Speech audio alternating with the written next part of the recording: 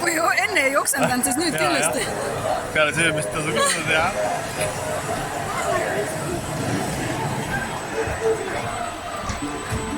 Okei, see on ainuke asi, mille peale ma ei tahaks minna nüüd.